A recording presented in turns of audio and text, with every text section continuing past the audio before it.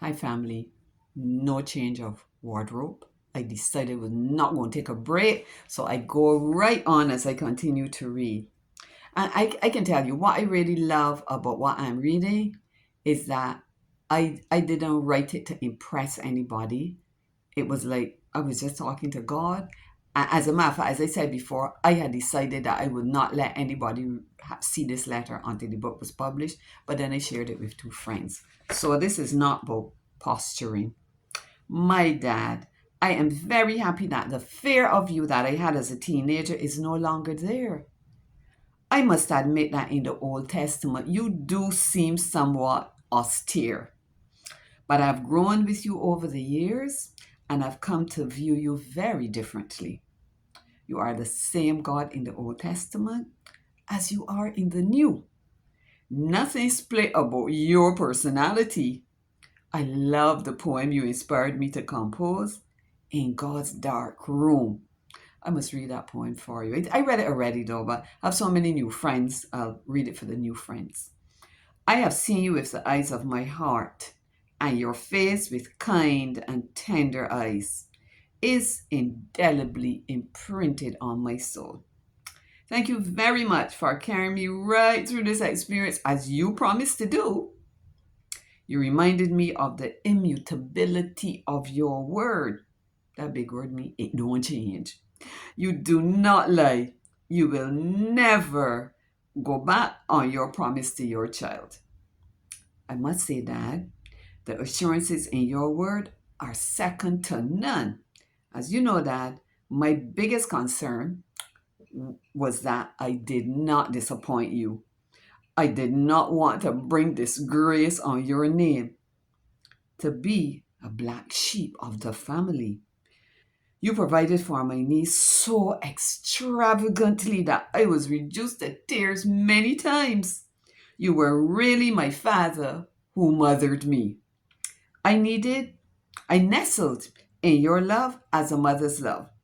Your tenderness and attentiveness to my needs could not have been superseded by that of my own mother. Sorry, I had to turn the page. I also experienced your love as a husband's love. I felt that you had a very jealous care of me and would protect me. I was, still am, and will always be the apple of your eye. You sure protected me that night with that most uncanny intruder incident. I am still dying to know if my guardian angel unknown to me was next to me. I'm alluding to the intruder incident. And for those of you who don't know about it, it is real strange, uncanny, weird. Anyhow, very real in my soul was a strong, kind, passionate reassurance that I was very special to you. The crucible did not mean disfavor, but quite the opposite. It really meant refinement and polishing. You told me in your word that you would quiet me with your love. That's Zephaniah 3:17 or 19, not sure. That love, a romantic kind of love, was not one which whispered sweet nothings, but awesome somethings. You quietly inscribed messages deep in my heart which stabilized me and strengthened me to such an extent that the enemies which would have wanted to attack me and weaken my spiritual defenses were bound and gagged.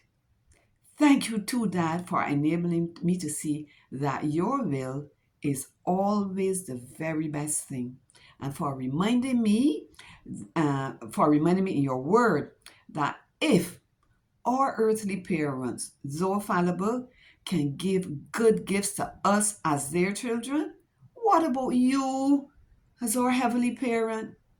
Your gifts may not be all wrapped up in pretty Christmas paper, but certainly they are the ones that will bring us the greatest good and will enable us to live the purpose for which we were created. Dear Dad, when I think about it, this experience has been a lay floating experience with you. You have been like a big bed of water under me. I've been able to relax right comfortably. No panic lurking in the shadows. Never doubting that you could bear my weight. Not that it is a lot, no. Thankfully, I did not consider how far away the ocean bed was. That was not to be my concern. Having completely abandoned myself to your care, I have no regrets at all. And that has never changed. I love this letter. I love the fact that God placed in me to write. I did not tell myself to write, and that He helped to write in me, and that I have the opportunity via these platforms of sharing what was written. I gone, the time gone. See you next time.